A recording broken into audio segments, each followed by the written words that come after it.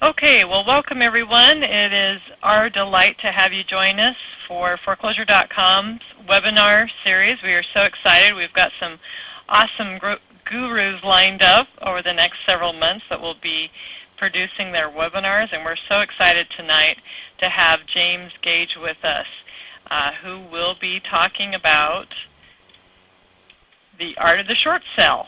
So he's an expert. He's definitely an expert. I heard James speak several months ago, and I'm very excited to have him joining us as our panelist.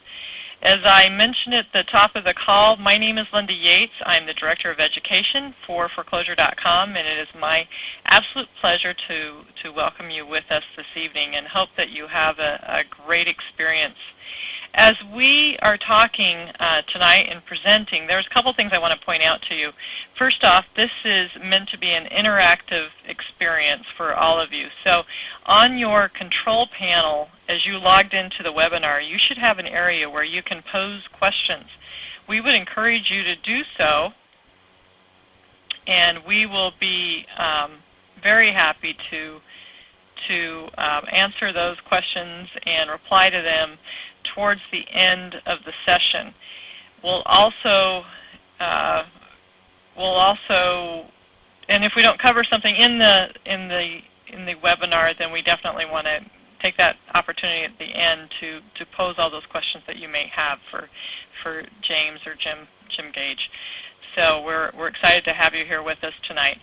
The purpose of tonight's training is to, first off, provide training from an industry expert. So Foreclosure.com is real intent in bringing you the experts and those folks that are on the forefront of the industry and have their pulse on it, they understand it, and they know best how to guide you and direct you.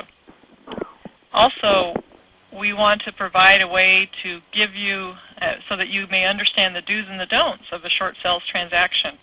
So that is part of our purpose of our training. As well, to learn the secrets to getting the banks to say yes to your offer. That is an objective we also have for you tonight that you'll be able to walk away with. And then lastly, take away some useful information that you can apply right now, today, or actually tomorrow maybe, if not today. Okay, before I introduce James Gage, I do want to mention something that we do have coming up. In September 28th and 29th, in Fort Lauderdale, Florida, we will be offering our Exchange Conference. This Exchange Conference will have keynote speakers. It will have gurus throughout the country talking about the different areas of investing in different types of distressed properties. Jim Gage, will be attending and presenting at this conference, so we'd love for you to entertain the idea of coming and maybe meeting him in person. Also, if you see that line on there that says chance to win a free house, your eyes are not deceiving you. We will be giving away a house at the end of our raffle. At this conference, we'll have several exhibitors there, and Foreclosure.com is excited to announce that we'll be giving away a free house. It'll be an investment property, so you can really launch into that world or continue on with already your experience in that world. Okay, today's panelist, or tonight's panelist, I guess is probably what we should change this in the evening, is James Gage. He's a real estate mentor and active investor. He's been an active investor for over 20 years. He's also been an arbitrator for a U.S. congressman for over 15 years. And Jim is also a licensed real estate agent. So, Jim, without further ado, I'd like to bring you on. You're there, right? Yes, I am. Good evening. Hi, it's great to have you with us. I think before we get too far in, I think you had a poll that you wanted me to put up for everyone. Is that correct? Absolutely. We're going to do about 4 different polls tonight, and I want to see exactly how our audience tonight feels about certain topics. That way we can address them more fully. Okay, thanks very much. We're going to put up the first poll right now, so you will have, as a participant, the opportunity to vote on this poll. So let me go ahead and open that poll. As you see the questions there, they are, if you have done short sales before, what have you found is the hardest part of the process? If you would please choose one. So go ahead and select one of those choices, A, B, C, or D. If you go ahead and vote.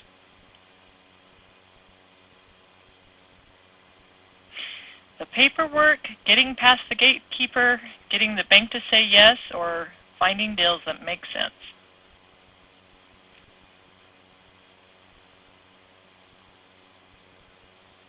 Looks like a few more of you are still voting.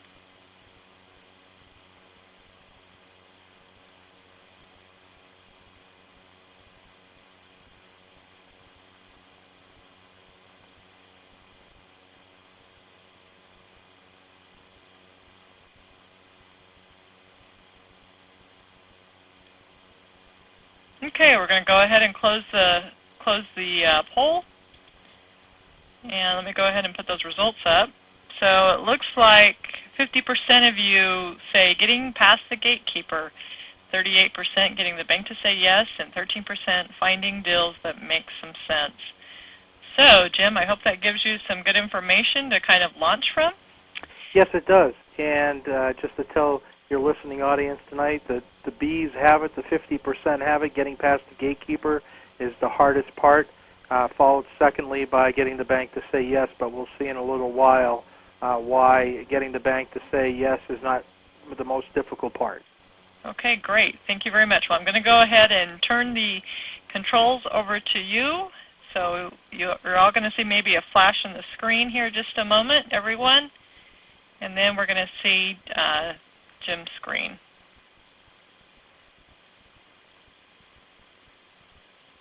Let me go ahead and hide those results, and we should be coming up here.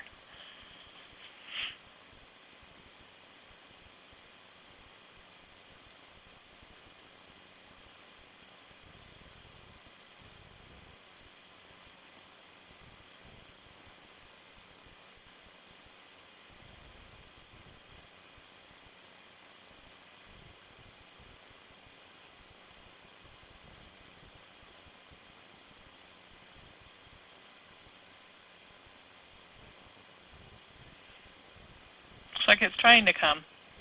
Yeah, I switched over the controls here, so I don't know what's going on. The other day we were having a major electrical storm, so we kept blaming our technical difficulties on that. Huh. Okay, well. Today is kind of quiet, though. So. Well, what we'll do, how about if I change it back to you, and then we'll try it again. Okay. Just to make sure that it's not on your side. Okay, great. Let me... okay, why don't you switch over to me? Yeah, let me try it again here. Okay. Well, Florida is the lightning capital of the world, so that's probably why we're having... There's always a storm going on somewhere in Florida. And the reason why I can say that is I actually live half the year in Florida. I grew up in Florida. Well, it's a pretty great place. Okay, looks like I see your slide, so I think we're good. Okay, so what I'm going to do is I'm going to just switch over. How about that? Yep, that's great. Hey, look at that, huh? Technology is great when it works. But I just want to take this opportunity, first of all, Linda, to say thank you to you and the good people at Preforeclosure.com for sponsoring this tonight and having me on. It's a subject I'm real passionate about, and I think that we're going to have a good time tonight. And, of course, to the listening audience, I want to thank you for jumping on tonight. Thursday night is one of those nights, as Linda had said, it's the day before Friday, and, you know, everybody's looking, whoever on this call works a job was going to say, yeah, tomorrow's the last day, then the weekend comes, and I know a lot of times Thursday night's a struggle. So I want to thank you for taking time out of your busy schedule to spend some time with us tonight. And I want to encourage you to get a pen and a paper, and actually multiple pieces of paper, because I'm going to give you a lot of good information tonight. There's not going to be any fluff here, just real world practical knowledge. I want you to feel like we're sitting down at a kitchen table and we're having a cup of coffee or a cup of tea together, and this is not really scripted. I'm going to be talking from my vast experience. I've been in real estate for over 20 years. I started out, like most people have, in the landlord business and got very disillusioned with it, and I became a leveraged investor. And right now I do short sales, I do lease options, and I do probate. I believe those are the three industry segments that you should be involved in right now because of the market makeup right now. And speaking of the market, Linda, I don't know if you saw what happened in the stock market today. Yeah, I heard a little bit about that. Hey, Jim, before we get going too far, I've got someone that says they're not seeing the slides. Could others of you let me know if you're seeing the slide? If you would just write on your polling or your question and answer area. Okay, I've got a couple there saying they're seeing it. Few more of you, if you could kind of maybe let me know.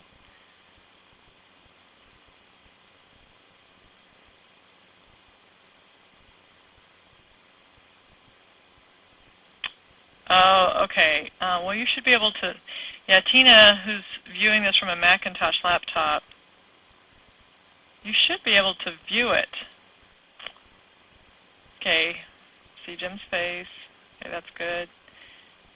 Got a nice face.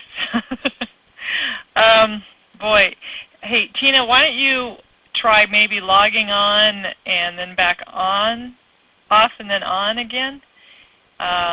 And then looks like we'll just go ahead and move forward though, Jim. Okay, very good. And Tina, if you're not able to log back on and get actually the visual here, you can either email me or call my office and I'll email you a copy of the presentation. That way you don't miss out on anything. So hopefully you'll be able to log back in and everything will be fine. But yeah, the stock market today, it was very interesting. It dropped at one point 443 points. And I've been saying for the last 12 months that the stock market's a good indicator of what's happening in the real estate market. For the simple fact that there's an index that most traders look at. It's called the VIX, V-I-X. Or if you want to track it on Yahoo Finance, sometimes you have to put a $ sign in front of it. But all the VIX is the volatility index on how much fear it is in the market. And for the last 8-9 months, there has been no fear in the market. And I've been saying the market hasn't been figuring in this subprime meltdown, as I call it, the financial tsunami. And sooner or later, it's going to catch up to the stock market. And people were looking at me like, you're crazy. I had a guy call me up and say, hey, look, Dow 14,000, you're full of hot air and so forth. And I said, well, I have to respectfully disagree with you on that. I said, because it's all smoke and mirrors what we're seeing in the stock market right now. The reason why we saw the stock market, and this is very important as far as real estate investors, as we all are, we need to look at the stock market. The reason why we hit this all-time high is that you and me and the small investor, unless you're in a 401k, which they take money out on a regular basis out of your paycheck every week, well, you and me are not investing in the stock market. The dollar is at an all-time low against foreign currency. Now, why should we be interested in that? Well, we're part of this quote-unquote global economy now. So our dollar has a lot to do with what's going to happen in our economy. Let me give you an example. The euro against the dollar in 2002 was at 82 cents valuation. It closed today at $1.37. So within less than 5 years, we've lost about 40% of our buying power overseas. For the first time, I believe, in history, I saw a news report the other night on television. I live half the year in Massachusetts and half the year in Florida. And Linda, I bet you can't guess which half of the year I live in Massachusetts. Let me think. Not hurricane season, right? Yeah, not when that frozen precipitation comes down, that's for sure. But anyways, for the first time in recorded history, Canadians are starting to come across the border and vacation in places like Maine and New Hampshire because it's cheaper for them to vacation in the United States because of the weakness of the dollar.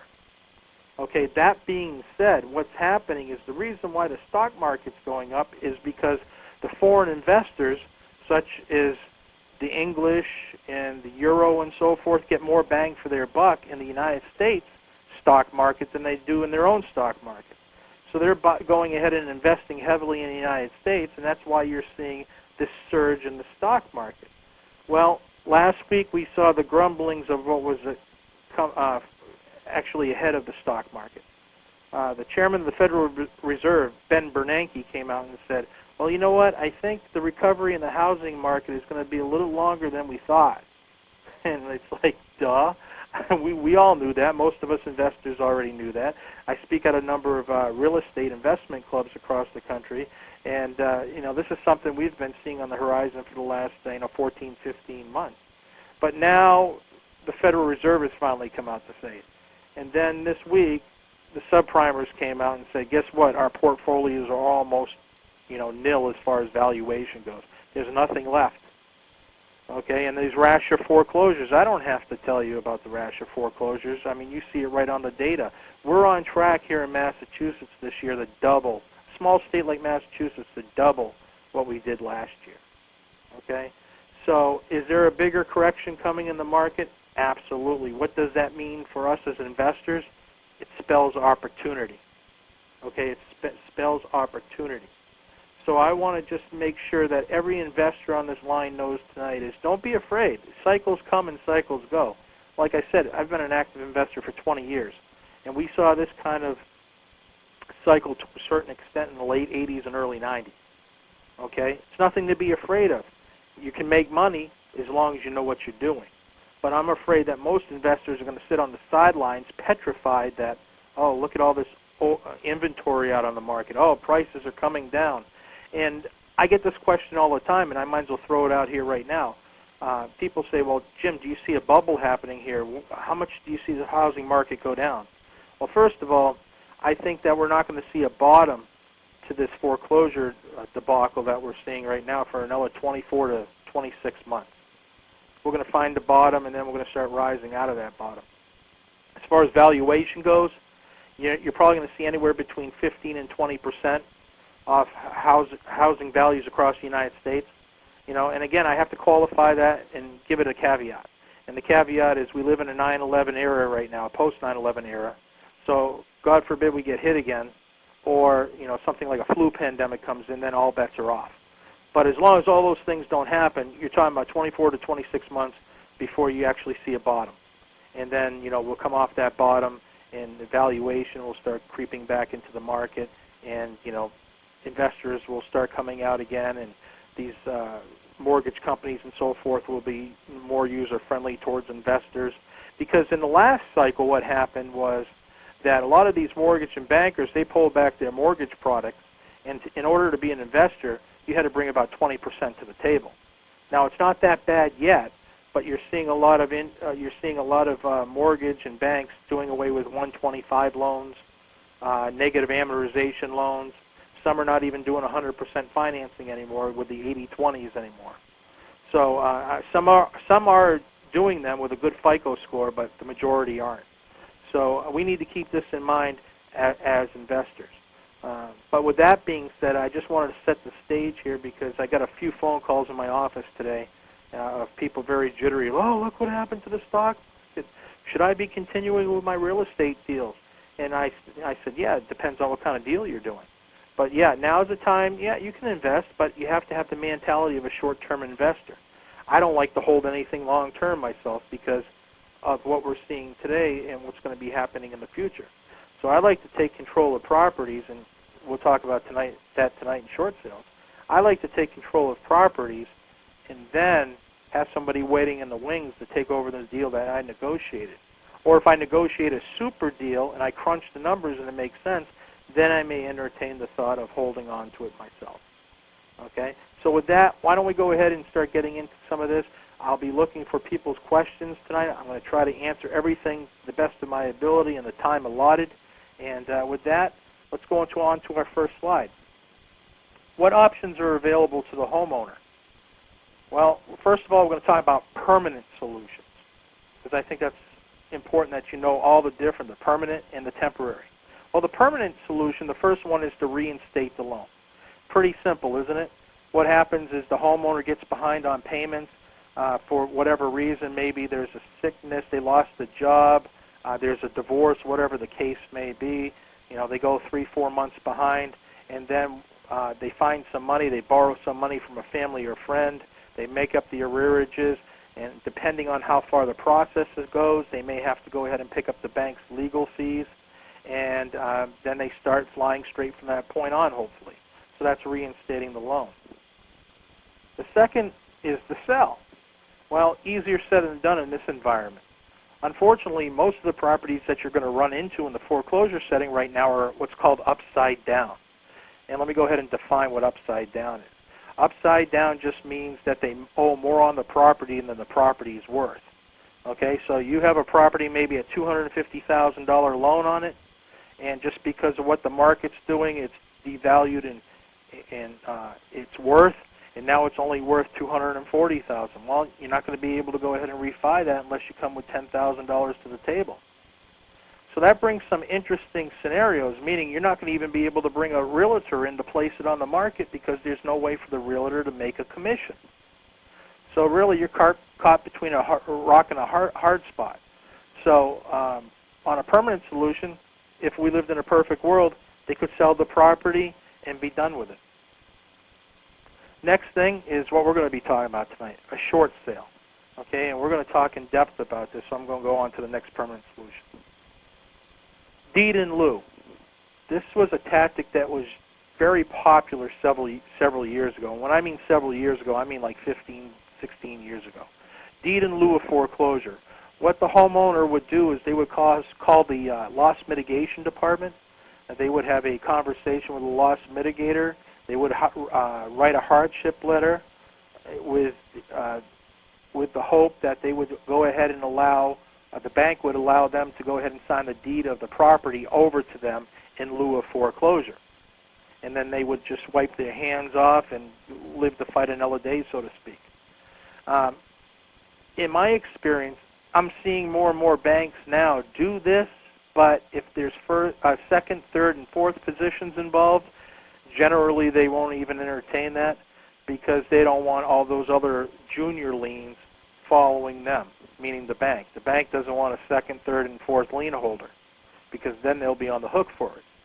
Okay, because as we'll learn tonight, the only way that those subordinate liens, as they're called, or junior liens are wiped out is if the bank takes back the property at the foreclosure auction. That's the only time. There's a lot of misinformation out there that people think, well, if the bank takes back a deed in lieu of foreclosure, all those junior liens disappear. That's not true. Okay, let's talk about some temporary solutions. Okay, forbearance. Forbearance is just a big technical word for making some kind of arrangements with the bank to go ahead and to take the arrearages and do something with them. Okay, and this is what I mean by doing something with them. When we get into the short sale process and we sit down at the kitchen table, my way of doing things is I want to make sure that I do everything morally and ethically. Meaning when I sit down with a homeowner, the first thing I'm not thinking about is doing a short sale. Actually, that's the last thing I'm thinking about. I want to find out their situation, how they got there, where they see a potential way out. I want to crunch the numbers and see if there's any cash flow there for them to be able to recover. Because there's no use in trying to do forbearance for somebody or negotiate forbearance if they don't have a prayer on being able to make their payments or making up the arrearages. And a lot of people are now using hard money, which I think is the biggest mistake, to try to go ahead and keep their head above water. And what happens is they usually reoffend. It's a short-term fix, and then they find themselves in the same boat, unfortunately. So when I sit down at a kitchen table with people, I always look to see if I can do, some form of either forbearance or loss mitigation for them. I go into the consulting mode and see if I can help them in that situation. If all else fails, then I'll go into the short sale. But again, the forbearance is, let's take a real-world example. Say somebody is behind 5 months on their mortgage, okay, and let's say that goes to the tune of $6,500. A lot of times when I do forbearance, I'll try to negotiate with the bank and take that $6,500 and throw it in back of the loan like it never happened, and then let them go forward from that point on. You'll usually have about a 65% chance on the bank agreeing to that, depending on how you present it. Actually, the most, what's the word I'm looking for? The most used type of forbearance is usually the installment. Okay, so what the bank will do is they will agree to allow the person to continue with their normal monthly payment, And in addition, they'll break up that $6,500 into equal payments, maybe over a 12 to 24 month period. So in addition to their regular payment, they have to make that side payment to take care of the arrearages. So that's why it's important that you have to make sure that you crunch the numbers and make sure that they do have the cash flow to enter into something like that. The next thing is the Military Relief Act. There's a thing pending in Congress right now that if it goes through, I don't know exactly where it is on the floor, but if it goes through, that anybody serving in the military that's going into foreclosure will automatically have a stay. And all the stay is a temporary stop of any proceedings. Right now, depending on what state you're in, they gravitate anywhere from 3 to 6 months right now of a stay. Okay, now we're not talking about the Soldiers Relief Act or anything. We're talking about the Military Relief Act because of what's happening in the war. Okay, so hopefully, you know, at least it's my hope that Congress does pass that, because obviously people fighting for us overseas, no matter what side of the war you come down upon, you know, it's not a nice welcome home when they don't have a home to come back to because it's been foreclosed on. Next thing, loan modification. Okay, loan modification is just what it is. You change the terms of the loan.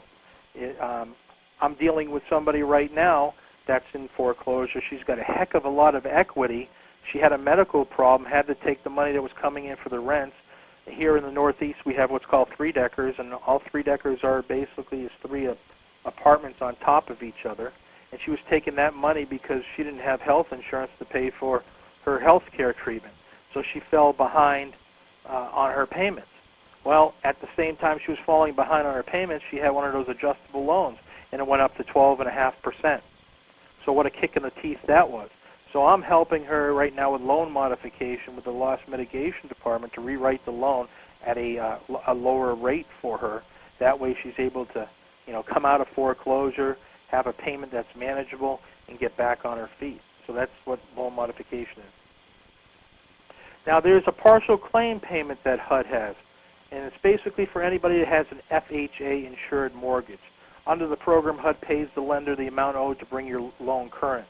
The homeowner then begins making regular monthly payments, and then basically HUD records a lien against the property until it's paid in full. Not too many people know that this is available, so I always offer this to the people that I sit down with just in case they do have an FHA loan. Well, you know, in this environment, if you were to ask me, well, how many FHA loans do you run across right now, Jim, that are in foreclosure? Not too many. I would say probably of all the ones that I do, maybe about 8%, 10%.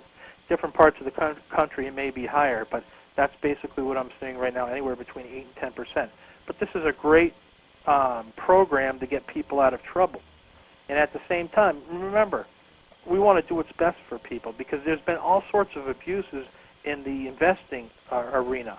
We see all these horror stories in the newspaper and on television about investors getting in trouble. And the reason why they're getting in trouble is because they're doing things they're not supposed to be doing. So if you cross your T's and you dot your I's and you do what's right for people, I truly believe that, you know, you'll be repaid 100-fold. Next thing. Now, you knew if the government had an FHA program, they would have to have a, what? VA program, okay? And the VA refunding program, I think, is superior. Okay, for some of you that want to look it up tonight, I stated it here on the slide. It's VA refunds loans under 38 U.S.C. 36.4318. The delinquency is added to the principal balance and the loan is re-amortized. Basically, the VA takes over the loan in its entirety. The VA brings your basically buys your loan from your existing mortgage holder, and they fund it. And by them funding it, it gives them a lot of flexibility on what they can do for you and what they can't do for you. Just remember, if it's a VA loan, that person has to be a veteran, so you're never going to find a VA loan with somebody who's not a veteran. Okay? And likewise, if they are a veteran but they've had a non-VA loan, well, you can get them into a VA loan. That's the beauty of this program. So remember, we're trying to do what's best for the people here, and these are some of the temporary fixes that you can offer people. Okay, we're going to continue on that theme, bankruptcy. Okay, we've heard a lot about bankruptcy. Okay, what can bankruptcy do? What can it do? people under the misconception that bankruptcy is a savior to foreclosure. No, it just basically postpones the inevitable. Okay, there's different types of bankruptcy. Okay, and I don't know if Linda had put in any of the literature that she sent out to you, but I actually went to law school, but I never practiced. I became an arbitrator instead. So I think I have a little bit of knowledge that probably makes me dangerous as far as this topic goes, but I can give you a little bit of an insight on what different types of bankruptcies they are and how they affect foreclosures and short sales. Well, the first one is called Chapter 7. You'll hear it referred to as Chapter 7, no asset. Okay, and this is one of the biggest chapters that was hit a few years ago with bankruptcy reform. Okay, the next thing is called Chapter 13 bankruptcy, and this is what's known as reorganization. Okay, now you have Chapter 7 bankruptcy for individual, and you have Chapter 7 bankruptcy for businesses. Okay, so as far as Chapter 7 goes, Chapter 7 is, whether it's individual or business, it's the same. Chapter 13 is a little bit different. When you're talking about a business, it's Chapter 11, okay? And it's a reorganization. Basically what happens in a reorganization is you have your bankruptcy attorney put together a petition. They put down everything you owe, what your assets are, what your liabilities are, what kind of cash flow you're bringing in, and then it goes before the trustee of the bankruptcy, who is just a lawyer that represents the interest of the bankruptcy judge. And he looks at it and he says, okay, what's your proposal? Well, this is what we propose. Well, as long as you have enough of cash flow, then the bankruptcy trustee in the bankruptcy court tells your creditors how much they're going to get paid. Okay? In Chapter 7, no asset, the claim to fame of this was you'd fill out a petition, okay? You'd send it into the bankruptcy court. They'd send out these notices called suggestion of bankruptcy to all your creditors, your credit card, you know, your mortgage, this, that, and the other thing. And 2 weeks later, you'd have what's called meeting of the creditors. You go into this room, it'd be a long table, American flag behind the trustee, and he'd have all these, he or she would have all these manila envelopes, and they'd open them up and go over your bankruptcy petition. You put up your right hand, say, yeah, it's all true what I wrote down here. And then they'll ask, is there any creditors here who would like to speak to the petition? Well, before bankruptcy reform, none of these credit card companies would show up because they'd be automatically wiped out. Okay? Now that's changed. Guess who paid the lobbyists to change the law?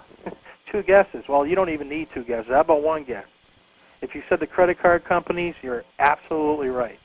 Okay, so now it's very hard to file Chapter 7 no asset. In order to walk away clean from everything, you almost have to be on the poverty level. Otherwise, it acts more like a Chapter 13 now because there's going to be a day of reckoning. So what happens in a foreclosure? Say you're doing a short sale or whatever the case may be, and the owner decides to file bankruptcy. Well, immediately everything has to stop. It goes from the short sale department over to the bankruptcy department. And there's a temporary stay on it until they hear from the trustee of the bankruptcy. If the trustee of the bankruptcy sees that the homeowner is filing a Chapter 7 but has cash flow, they'll convert it to a Chapter 13. And vice versa, if they try to file a Chapter 13 as a stall tactic and the trustee of the bankruptcy sees there's not enough of cash flow, they're going to convert it to a Chapter 7. Okay? So that's it in a nutshell. I don't have that much time tonight to go in more depth or detail, but if you want to know some more information about that, feel free to email me. The next temporary thing is what's called bailouts, a.k.a. equity stripping. Okay? And this is a no-no in my camp. I don't advocate this. You'll hear people selling courses and doing boot camps on how to use land trusts and foreclosure. All it is smoke and mirrors. Right now here in Massachusetts, the Attorney General has come down with a 90-day stay on bailouts and equity stripping. Okay? And basically what equity stripping is you have somebody that comes up to a homeowner who's in bankruptcy and says, hey, let's go ahead and put this house in a land trust right now. We'll make you the beneficiary of it, and we'll get this foreclosure taken care of, and then in a year we'll sell you back at the house at some different price and terms. Almost like doing a lease option with it, but a little bit differently. And then what they do is if there's any equity, they take all the equity out of it. And then at the end of 12 months or whatever, they go back to the owner and say, okay, well, you need to buy it back at X amount of dollars. And in addition, you owe me $30,000 for getting you out of foreclosure. Okay? So that's what equity stripping is with investors.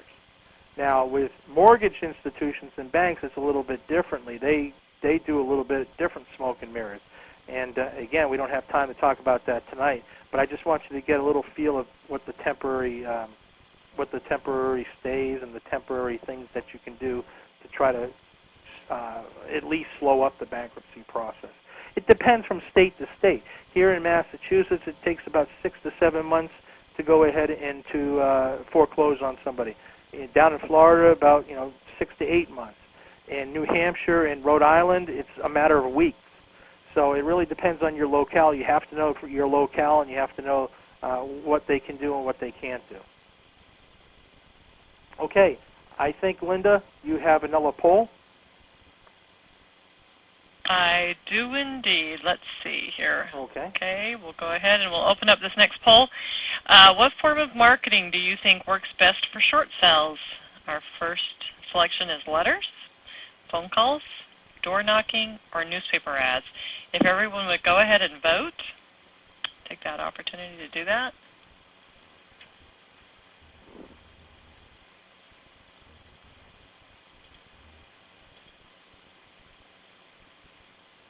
Give it just a couple more minutes, let folks finish. Okay, we'll go ahead and close that poll now and show our results. So it looks like most folks think that door knocking is the way. Okay. All right. I tend to agree with you, but we're going to get in more depth as we go on tonight. I'm going to give you some other tricks that I use that will increase your effectiveness at least 30 to 40% out of the chute. Okay, which is a good thing. But what is a short sale? A short sale, I'm just going to give you a brief definition of what it is. It's basically simply asking the lender to take less than they have invested in a property. Okay, that's the working definition of what a short sale is. Last year in Massachusetts, and of course, guess where I got this data from? Foreclosure.com. There were 18,250 foreclosures filed last year in Massachusetts. That's over 50 per day for a year in a tiny state like Massachusetts. And like I said earlier, we're slated to double that this year. So that tells you the gravity of the situation, especially here in the Northeast. Why? Subprime meltdown. That's the only explanation that you can give anybody, is all these loans that are out there. It was a running joke in these RIA clubs for a long time. I used to run into mortgage agents and mortgage brokers, especially when I came in to talk about lease options. They said, well, I don't know why anybody would do a lease option because I can get anybody a loan. All I have to basically do is put a mirror under their nose, and if they fog it up, I can find a product for them. And that's the reason why you're finding these debacles. People, people were getting into loans that they couldn't fund, quite frankly. And the thing that concerned me was that people were looking in the future, so they were getting in these 3 1-arms and 5 1-arms and so forth. And a lot of people were using their houses as ATM machines because they had, a lot of people that were buying first-time homes, they've never been through a real estate cycle, so they thought everything was going to keep going up and up, and they saw a lot of good appreciation in their equity, so they thought, hey, that's okay. I can go ahead and take X amount of dollars out of here to, go to Alaska and see a giant ice cube in the water or whatever the case may be. So that's how we got into that situation. Okay, there's basically 5 basic steps to a short sale, and that's what we're going to be talking about in depth tonight. First is research. You have to know your market. There's an old standing joke in real estate, location, location, location, and I don't necessarily agree with that. I was always taught in my early real estate career that every rat needs a hole. And I know that doesn't sound very appealing, or when you think about it visually, it's not very appealing, but it's true that, yeah, location, location, location, but there's other parts of town that people have a need for and need to live in. So you need to know your comparables, you need to know your neighborhoods, you need to know, basically what the fair market values are of these properties and so forth, and what most important thing is what the market will dictate, not only as far as rents go, but as far as selling prices go. So if you're not a real estate agent, I encourage you to become a real estate agent for this simple fact. And if we have time tonight, I'll go into more detail.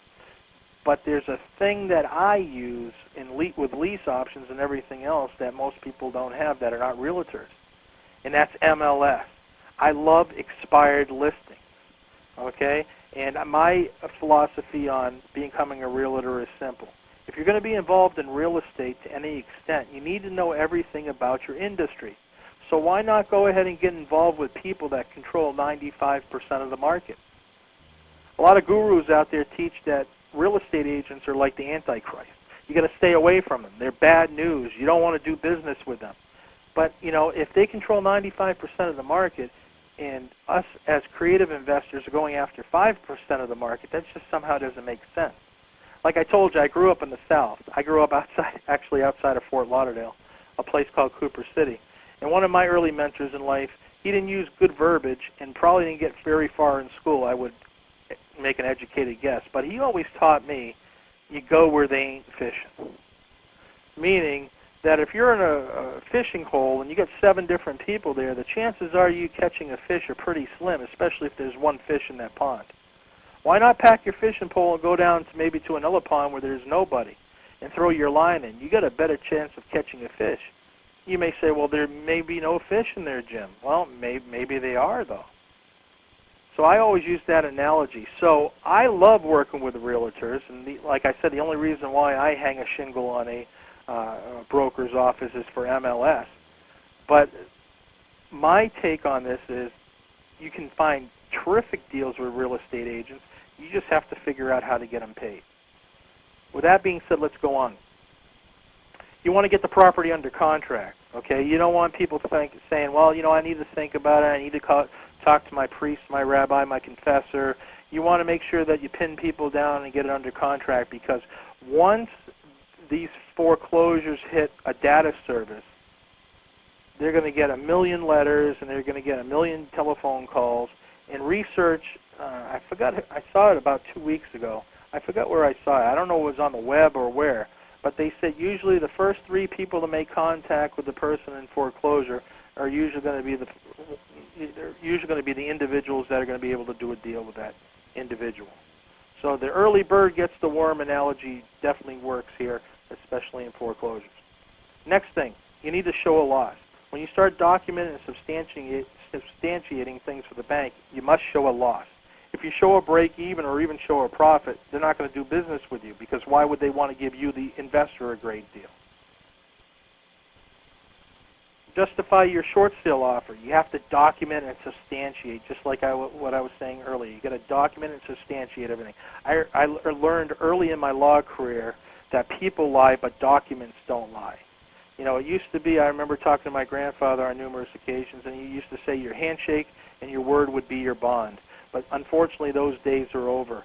And I believe that Linda had actually put out in one of the advertisements for this upcoming webinar that anybody that signed up for it was going to get a free copy of my must-sign document, which is a disclosure that protects you so nobody can come back and say, well, I didn't know that they were going to keep my house. They stole my house. No, we've heard the horror stories. You got to protect yourself, and that's why I'm saying documents protect you. The next thing, show how your offer will benefit all parties. I know it's kind of cliche to say win-win situation, but you have to show at least how the bank is going to benefit and how the homeowner is going to benefit. And many times the bank could care less if you benefit, unfortunately, but they want to see how the homeowner is going to get out of this, because, frankly, they don't want to see them reoffend, okay? Because, like I say to people when I sit down at the kitchen table with you, not only do I want to help you out of this problem, but I want to get you flying straight, whether that it means helping you learn about how to handle your money, show you how to use a budget, put you in contact with people that can help you with that. That way in 2 years we're not sitting down at the kitchen table doing the same thing over and over again. And I think people appreciate that. Okay, now let's talk about why will lenders do short sales. Well, they're not in the property managing business. They're number crunchers, okay? They're into loan money and make money. They don't want to manage property. Okay, so they're not in the property managing business. Once you see these things starting to come into their portfolio, into the REO section, which is basically real estate owned for some of the new investors on the line tonight, it's a portfolio that they keep of all the inventory they've taken back in foreclosure. They don't want that on the books. It's a liability to them. That being said, banks have shareholders, and they're responsible to their shareholders, and mortgage companies are have a fiduciary responsibility to their investors to make money for them, not to come up to them and say, guess what? You're not making any money this year because we had to take back, 150 houses. That's not what they're in the business of doing. If they're not in first position. Now, some people are going to disagree with me on this. You know what they say, if you get 5 different lawyers in a room and ask them one question, you're going to get 5 different answers. It's just like medicine. Medicine's not an exact science.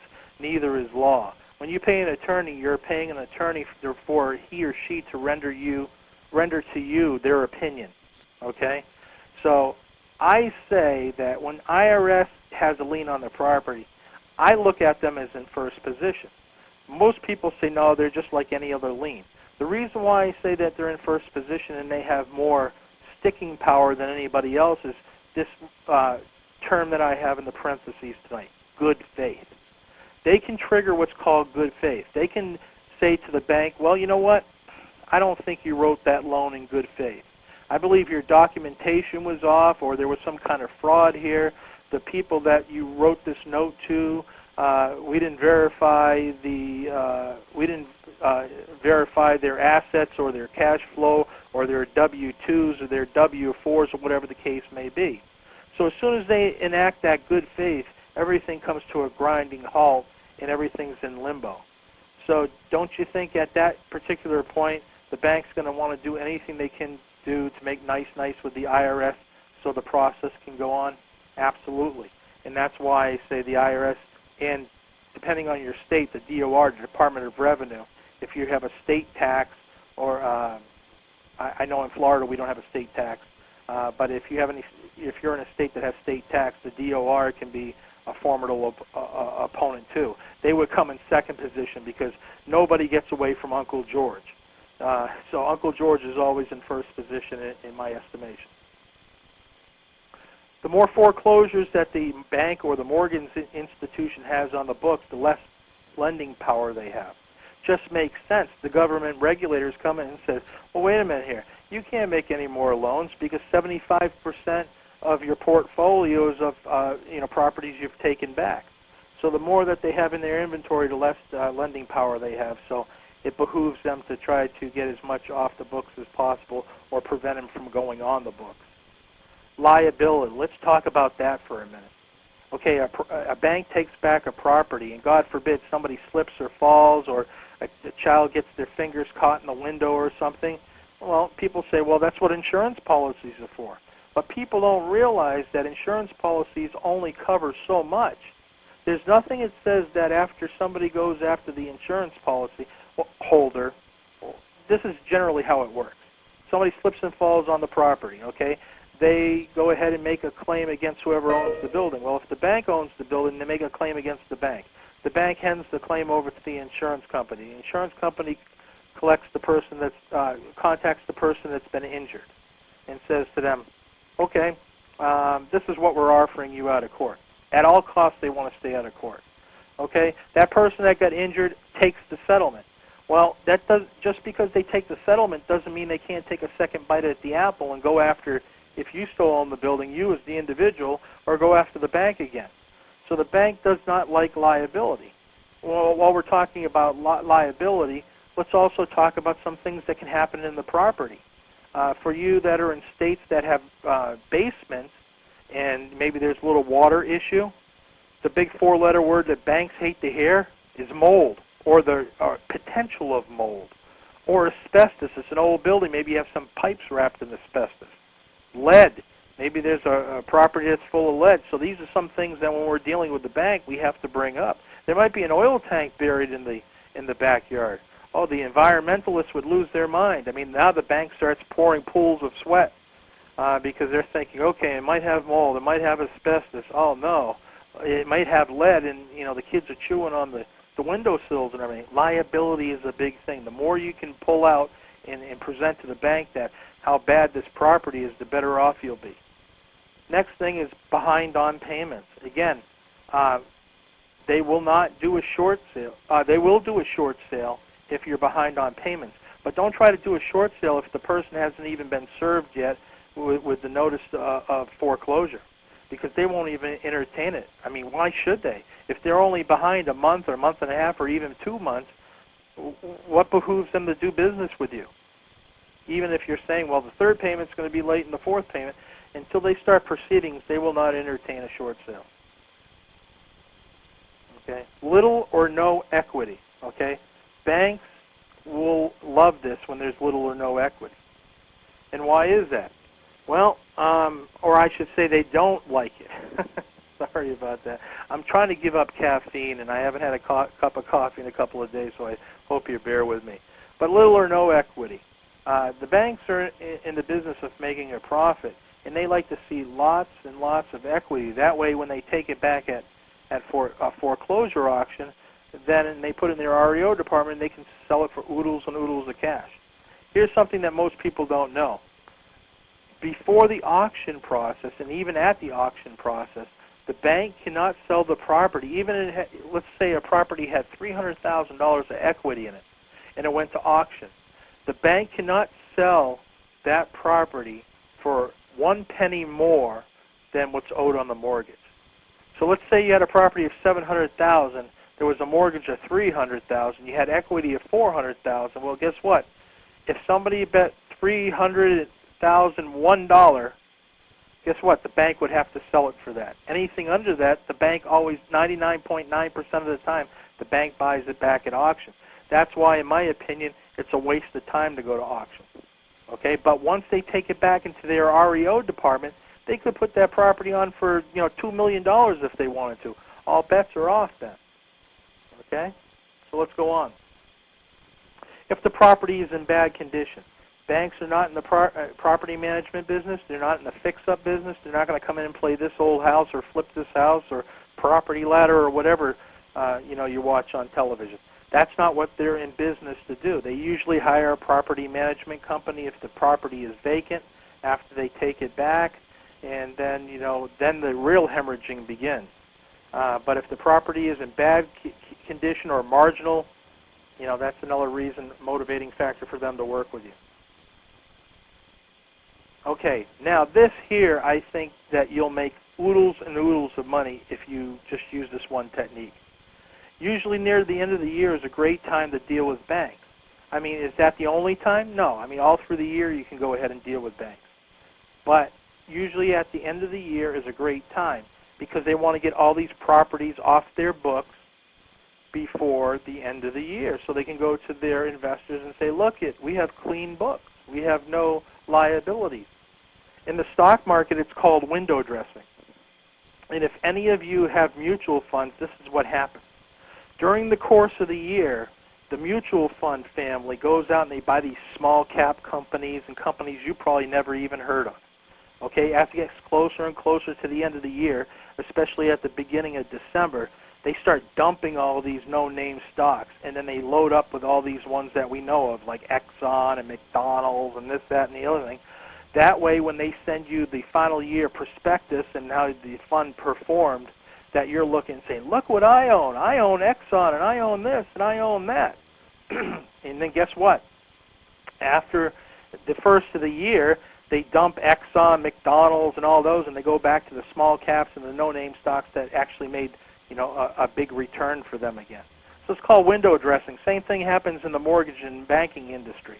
So as soon as you get around in the fall months, late October, beginning of November, that's where you're really going to get the bang for your buck and greatest discounts because they want to get everything off their books.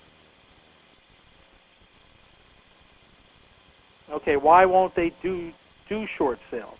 Well, the BPO, and for some of the young investors or novice investors, it's called the broker's price opinion. If it shows large equity, okay, again, they'd rather take it back in foreclosure and bring it into their REO department and then go ahead and sell it through a realtor, through the REO department. But what I'm seeing more and more now is this is the biggest obstacle that you're going to have to go after when you're negotiating with the bank, is refuting the BPO. What we're seeing with a lot of the institutions now, such as the Countrywides and the GMACs and so forth, they're not actually using BPOs now. They're actually hiring appraisers to go in and give an appraisal on the property rather than a BPO. Because unfortunately, there's, in any industry there's abuse. And there's abuse in the real estate market too, as far as agents and brokers. So real estate agents and brokers right now are hungry because of the state of what's happening in the market. So usually these banks and mortgage companies, what they'll do is they'll go ahead and pay these individuals $150 to prepare a BPO, sometimes a little bit higher in different parts of the country. Well, chances are most real estate agents are not going to get out of their car for $150. They'll drive by, maybe snap off a picture, and then they'll do everything else on the computer, okay? And what's the goal? The goal is to go ahead and give the highest possible BPO, so after the bank takes it back in foreclosure, that they can get the listing, so they can be the listing broker. I'm not saying it happens all the time, but we're seeing widespread abuse right now. And that's why a lot of these institutions are going with appraisers rather than with BPOs. And we'll talk a little bit more about that as the night goes on. I think we're doing good on time here, so why don't we keep going? Most banks are still living in the land of Oz. I think that they're starting to get the idea that, guess what, they're in a financial tsunami. The wave is coming. They're starting to see their balance sheets. They're looking at the last quarter's inventory and so forth, and they're starting to, perk up and say, guess what, we're not in the land of Oz anymore. We better start doing some short sales. But until just recently, it was like euphoria. They thought they could get top dollar. Fair market value is $250, so I'm willing to give you $248 in a short sale. Well, those days are over, my friend. Okay, loan with low loan to value. Okay, we were talking about that earlier. Not behind on payments. Remember, we said that the only way that they're going to do a short sale with you is if the notice has already been, served upon the homeowner and they're actually in the beginning stages of the foreclosure procedure. Bad negotiators. There's nothing worse than bad negotiators when it comes to short sales. Most people that do short sales take the short sale package, they'll fax it or mail it into the bank, and then they'll wait by the phone and wait for the phone to ring. Or after maybe a month or so, they'll get proactive and pick up the phone and call the 800 number. And when you keep this in mind, every time you call that 800 number, you're going to get somebody different. You're going to get somebody different that's going to answer the phone. They're going to look on the screen, and it's going to say the case has been assigned, and they'll say, well, when they have when it's been assigned to a representative, or when the representative has an answer for you, they will contact you. Have a nice day, and they'll hang up on you. Okay, and that's the reason why you need to get past the gatekeeper. That's going to be one of the biggest things, is getting past that gatekeeper, and I'll show you how to do that. But bad negotiators. Continuing on the theme of why won't they do short sales, they will not net the required amount of money to justify accepting your short sale offer. Simply speaking, your offer was too low. A lot of people will send in obscene offers, and I'm all about, asking for the stars. But at this juncture, when you're dealing with a short sale, you have to be realistic. You have to crunch the numbers, and you have to be realistic.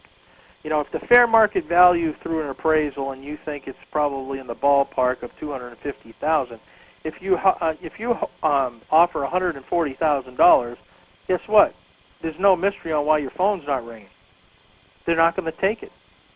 They're definitely not going to take it.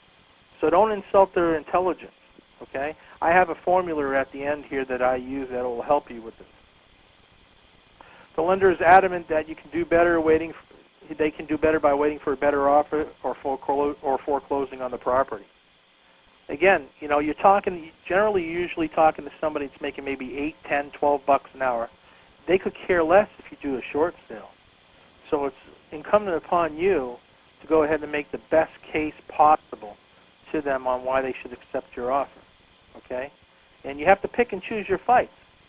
I'll show you through the process tonight on what's a good standing point for a fight and when you should just concede and say, yeah, you know what, you're right. they don't agree with the terms of your contract, or your net's too low, or your net doesn't make sense.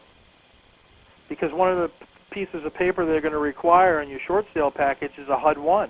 They want to see what the bottom line is. If they agree to this with you, how much they're going to walk away from at the closing table. The loan is government insured, and therefore they're protected against the foreclosure. Remember that thing called PMI? Well, PMI plays, in my experience, an integral part here in a short sale, because they know that 20% of that investment they have in the property is covered by private mortgage insurance. Okay, so a lot of times they'll, depending on how low your offer is, they're thinking, well, why should I do that when I have this insurance policy? The investor of the loan are asking for more money to close out the loan. See, what happens is a lot of times right now you're dealing with people that have had a portfolio assigned over to them. Wells Fargo is a great example. They're dealing with loans and negotiating loans that they don't even own. Okay, so they have to go back to the person and say, hey, are you willing to take X amount of dollars on this portfolio? You tick the loss mitigation rep off so bad, the last thing they want to do is to work with you. A lot of people, you have to remember, you're not in control. You're not in control of what's happening. The bank is holding all the cards, and you have to make them feel that they're holding all the cards. Sometimes the dummy curve works, and I hate to be so blunt about that, but sometimes you got to act dumb. Because sometimes if you act dumb and sheepish, you go miles and miles ahead in the process. Okay, the hardship was not proven enough to persuade the lender to accept the short sale. One of the integral part of a short sale package is having the homeowner write a hardship letter. Okay, and if the hardship is not bad enough, they're not going to do a short sale because the homeowner doesn't want to pay their mortgage. So you have to give them a real good reason on why they should be dealing with you and why they should accept. Okay, now finally, I shouldn't say finally, but on to the next topic, where to find short sales. Well, the easiest way is to run ads, okay? Again, I want to say one thing, and we're going to be talking about bandit signs tonight a little bit, but I'm not against bandit signs, but one time I was traveling from central Massachusetts down to Rhode Island to speak at a Rhode Island real estate group, and I left my house and I drove down to Rhode Island, and it took maybe about 50 minutes. And for giggles and grins, I counted how many bandit signs that I saw. It says, I buy houses cash and everything.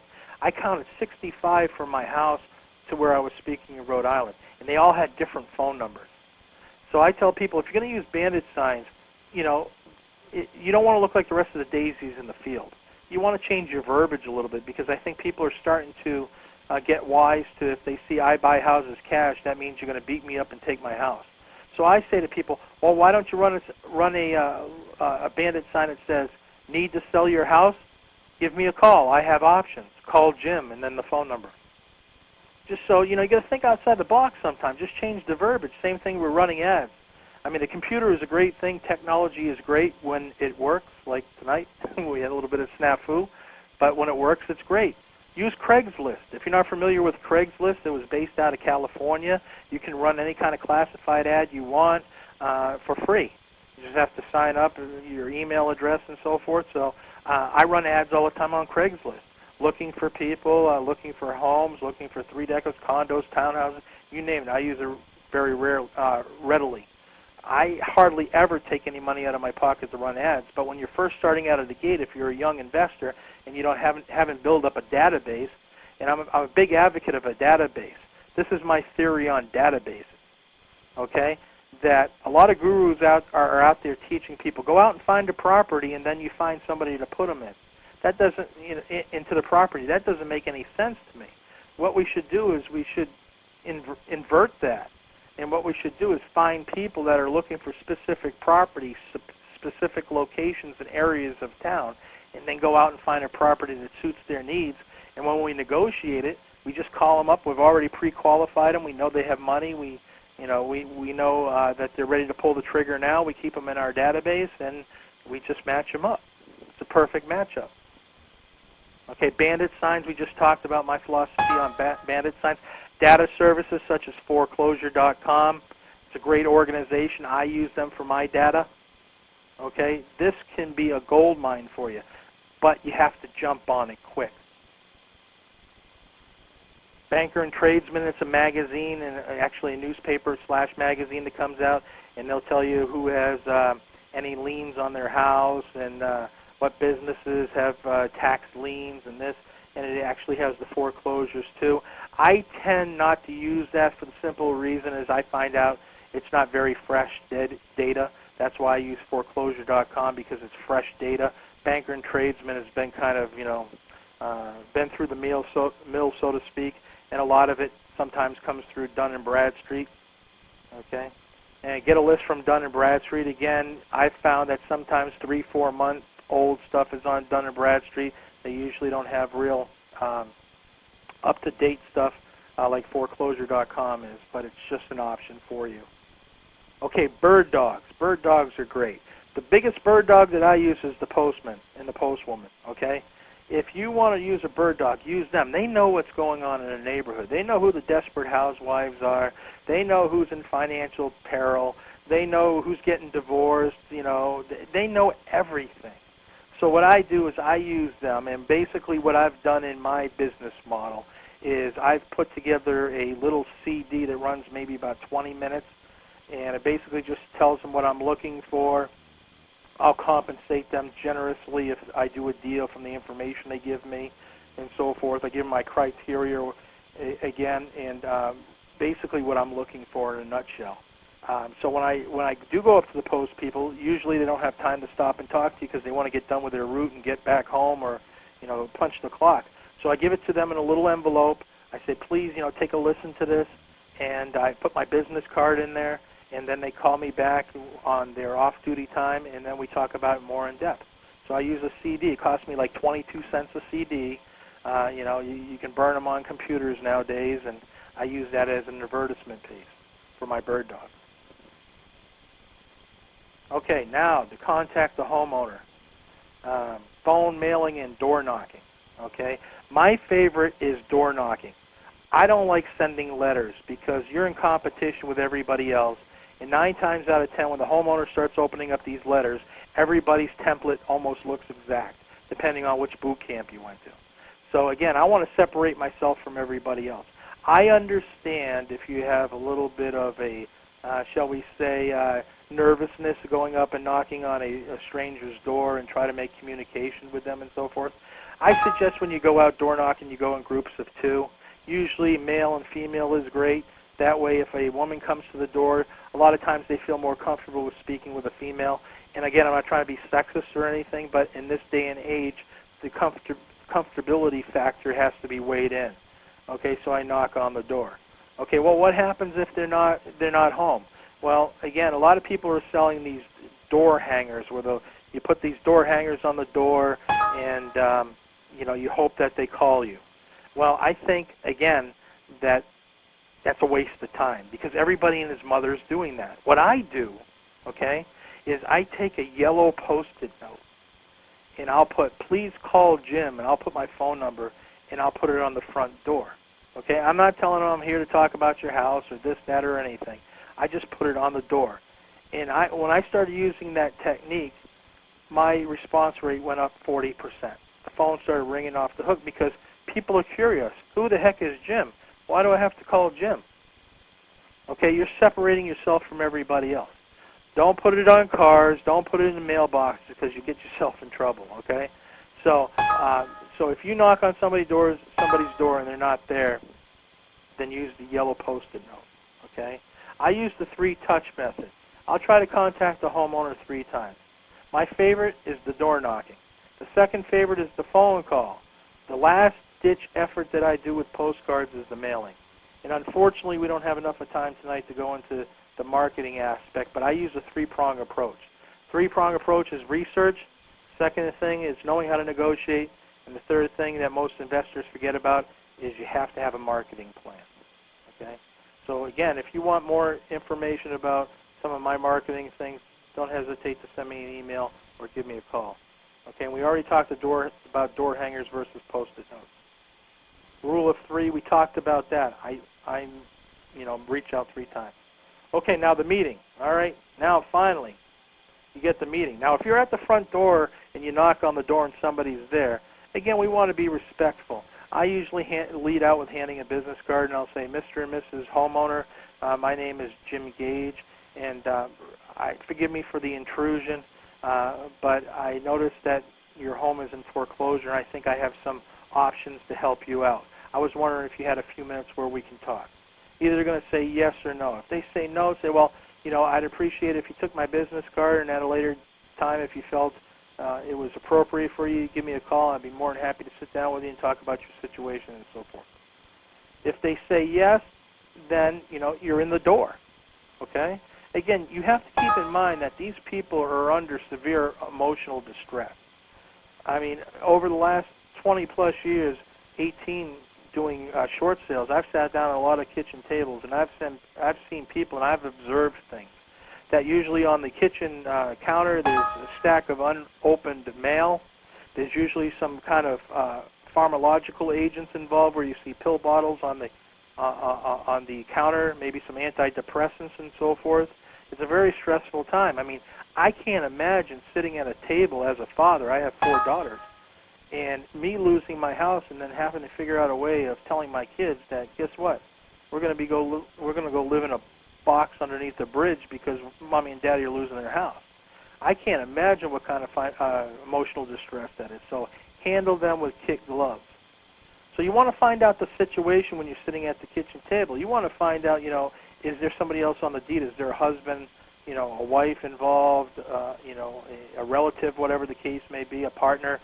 You want to make sure that they're present at all costs too, because you don't want to be repeating yourself time and time again. You want to make sure that you're getting the facts and the true facts. Because I found in my legal career, there's usually 3 stories.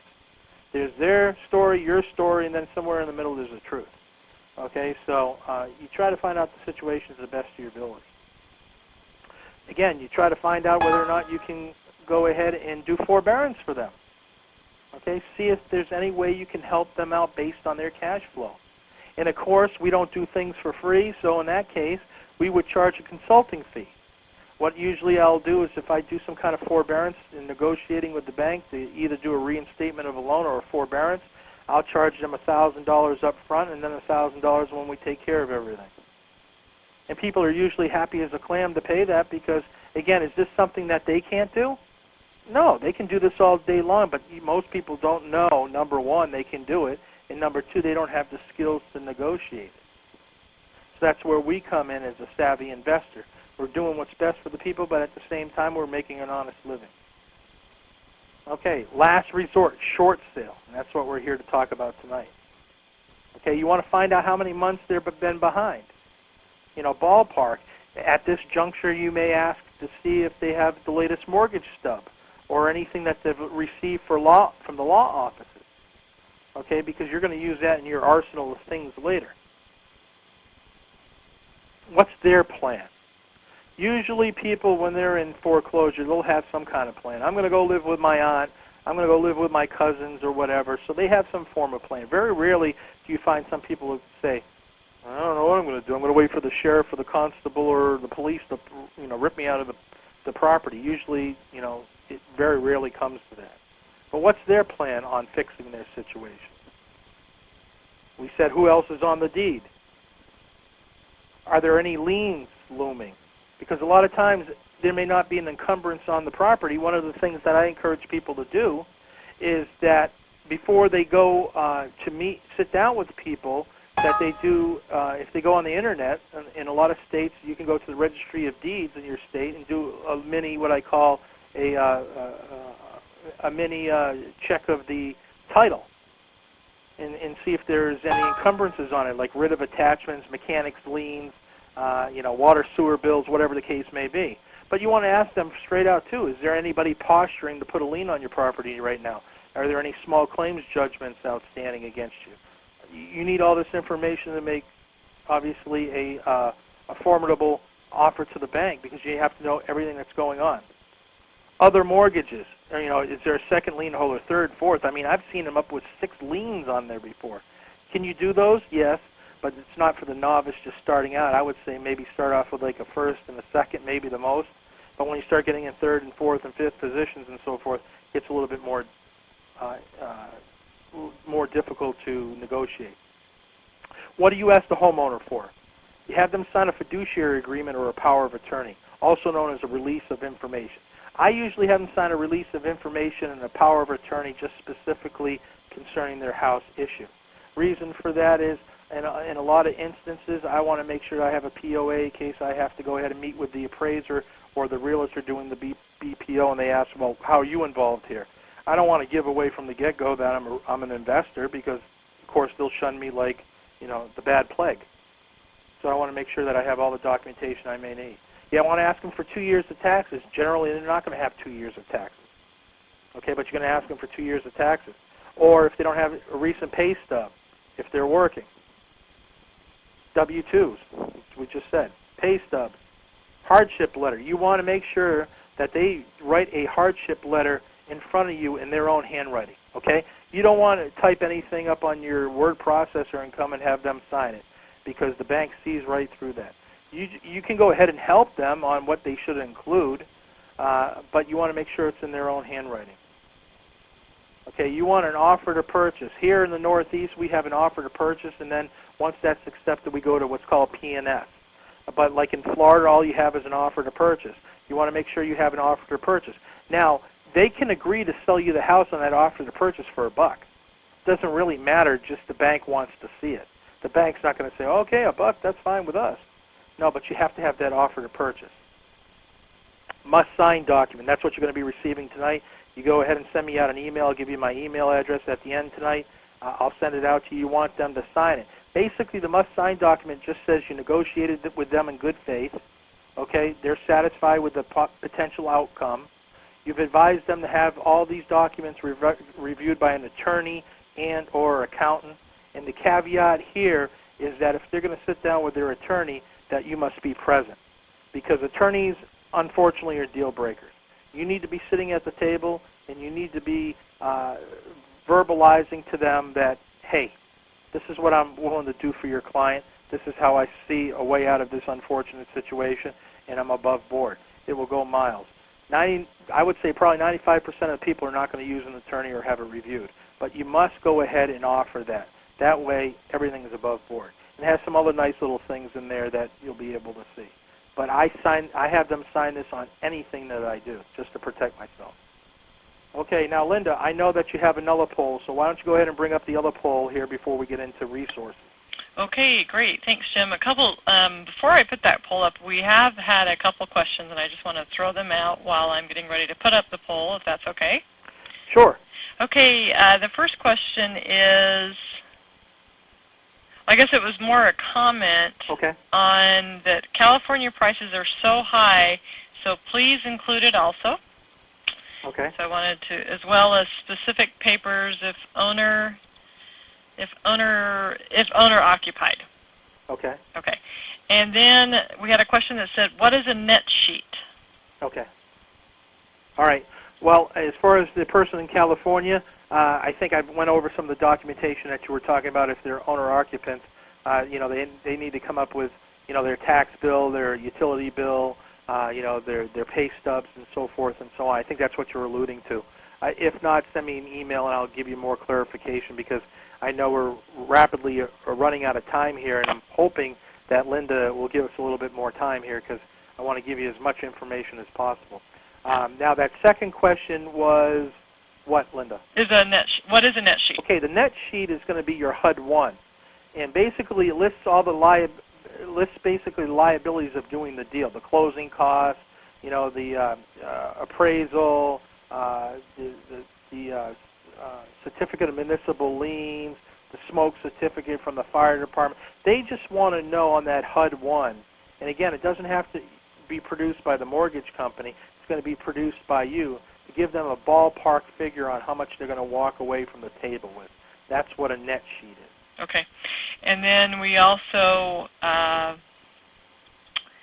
do we get banks to accept 50% as a, and so I think we're going to go into that just a minute here. Exactly. All right, so let me go ahead and put up this next poll. Let me go ahead and open it. And the question is, what is the most important thing to remember when dealing with a bank? A, they are in control. B, you are in control. C, the homeowner is in control. Or D, all of the above. If everyone would go ahead and vote.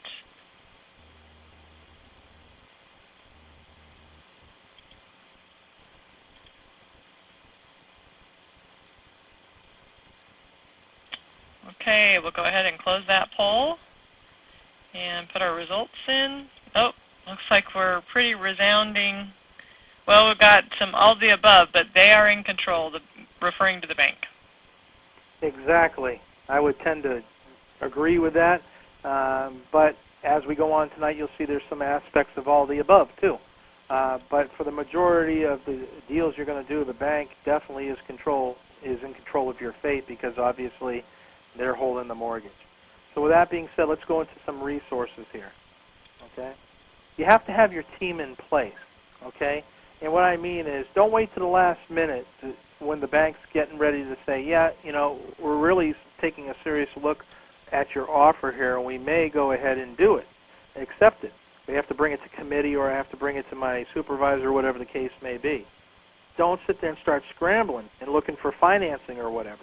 Because one of the things that you're going to see as we get on here, banks will not take pre-qualification letters. Pre-qualification letters are really nothing. Because I can call up any bank right now or mortgage broker, and basically give them a bunch of numbers, and they'll say, well, based on what you told me over the phone, you're qualified for this. You won't get that commitment letter until you start producing documentation to substantiate what you just told them. Banks want commitment letters. And you may say, well, how can I get a commitment letter before I know what I'm dealing with? Well, a lot of times if you go to these banks and mortgage companies prior, and you lay out your financials and everything, they'll give you a committal letter based on what you present to them. Okay, now what happens if you say, well, Jim, I don't have that much buying power. What can I do? Well, in that case, what you would have to do is you would have to go ahead and negotiate the short sale and assign your position over to somebody who's in that financial place where they can go ahead and get a committal letter. Okay, you take an assignment fee or a finder's fee, and you're out of the deal. Okay, but if you're in the financial position where you can start qualifying for property, now's the time to go to the banks and mortgages and ask for a committal letter. Say, I'm going to be doing short sales. I don't need a pre-qual letter because, I was dealing with somebody today that called up for some of my advice, and they said, I don't know why the bank's not taking my short sale offer. And I said, well, what did you put in it? They put a pre-qual letter in there. I said, I guarantee it's because of the pre-qual letter. They're not going to waste time with somebody that they're hoping can go ahead and close the deal. Okay, have a bank line of credit. If you're in that kind of predicament, or I shouldn't say predicament, but situation, get a line of credit from the bank. Maybe that's a home equity loan and all that, and you may say, well, Jim, didn't you just say that that's how people got in trouble by using their houses as ATM machines? Well, I'm not against using other, OPM and your equity in your house if you use it right and you have the discipline to be able to go ahead and pay it back once you have some financing in place, then I'm all for it. But if you don't have that temperament, yes, you should stay far away from it. Private funding, private money. This is going to be more and more difficult, but, there's now we're not talking about hard money lending. We're talking about private funding. Okay, private money from investors and so forth. Best place you can do that is network in some of these REIA club meetings and see where there's private money. Hard money lenders, okay? Now, let me say something about hard money lenders. They have their place. If this is going to be a short-term thing and it's the difference between you doing a deal and not doing a deal, use hard money and then you refinance out of it. Okay? I tell people use hard money lenders rather than partnering up with somebody. I don't believe in partnerships. I've never seen one partnership that's worked out, unfortunately, because you have two people or more that are coming into the situation with different goals and different ways of looking at things and expecting certain things out of the deal, maybe that the other partner doesn't. So I'd rather go ahead and pay a little extra money to hard money lenders rather than splitting it with partners and so forth, because that never seems to work. It always usually ends up in litigation. Okay, know your exit before you go in the entrance. You know your strategies. What are you going to do with the property if you do get it? Are you going to hold on to it and become a landlord? Are you going to try to flip it? Do you have somebody waiting in the wings? Are you going to do a lease option with it? What are you going to do? Because on some of these upside-down properties, if you're not able to do a forbearance and it doesn't look like they'll do a short sale, you can always do a lease option. Okay, I do lease options all day long on pre-foreclosures that I can't do short sales on. Okay, it's a very viable strategy, and I believe that, Linda, we had talked about maybe me coming on in a few months to talk about how to use lease options in foreclosure settings.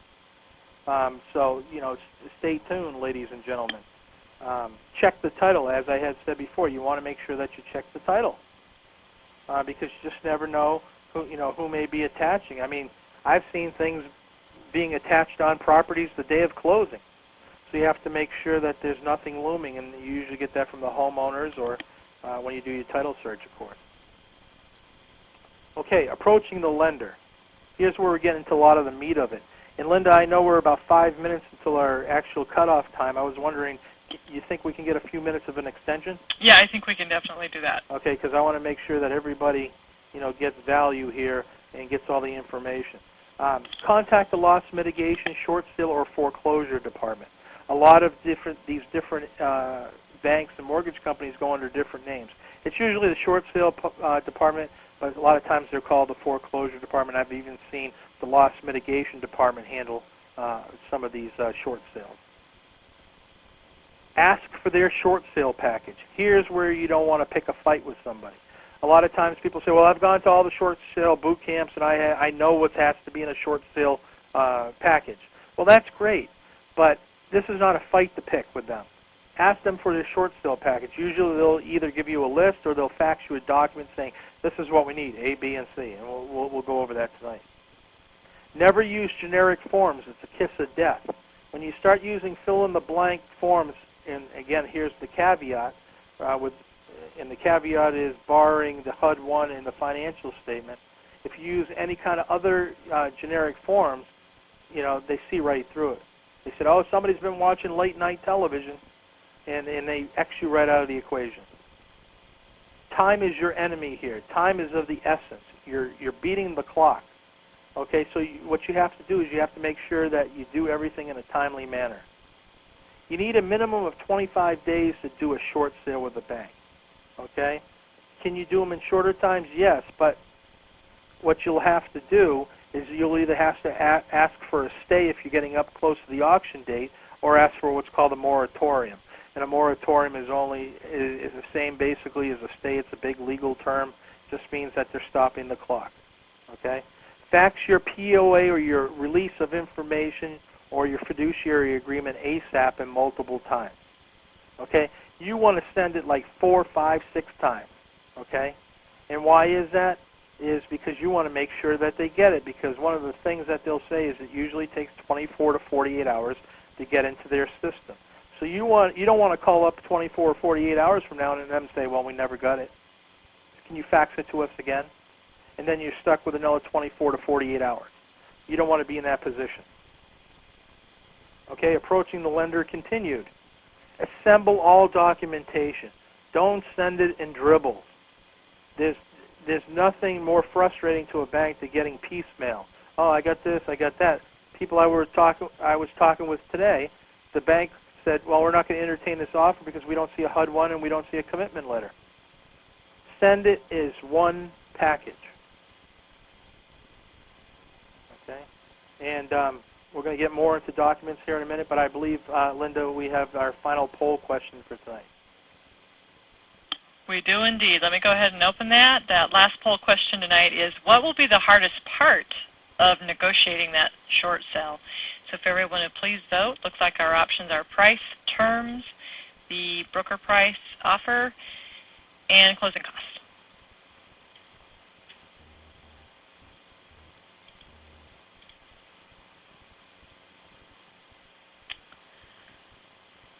Give you a couple more minutes. Okay, let me go ahead and close that poll and show our results. So it looks like most folks think the price. Okay.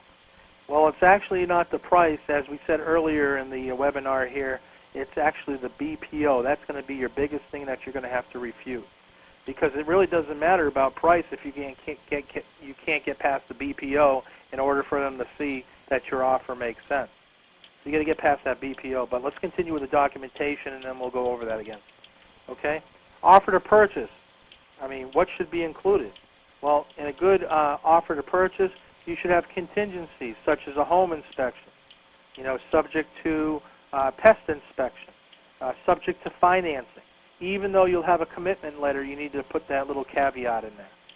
A list of repairs and costs, and you want to jack them up 20 to 30%.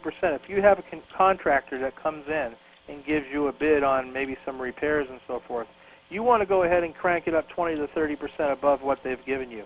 The reason for that is, if there's any contractors listening tonight, you'll know that if you use a contractual agreement, there's always a clause in there called unforeseen circumstances. We see them on all the shows all the time, Flip This House and everything. They come out with a budget and say, we're going to put $15,000 in, and then they find out the place is being eaten away by termites or something, and they didn't plan for that. So, I mean, the worst-case scenario here is, they do go over budget 20 to 30%. You've already figured that in. If not, well, guess what? You get to put another 20 to 30% in your pocket. But you don't want somebody opening up a wall and say, oh, we're going to put all new blue board up because guess what? It's horsehair plaster here, and that's going to be another $5,000, another $6,000. So you want to go ahead and make sure that you increase your costs by at least 20 to 30%. Pictures, pictures, pictures. Get a cheap digital camera. They're all over the place now. You want to take as many pictures as possible, okay? You want to paint this property in the worst light possible. And you may say, well, Jim, it's really a turnkey property. It's pretty nice. Well, every house, every dwelling has a flaw. And make sure that you just, exacerbate that flaw, so to speak. And you take pictures, pictures, pictures. You want to take pictures. If there's garbage in the backyard, you want to take pictures of that. If you've got a cute pit bull next door, you want to take a picture of that.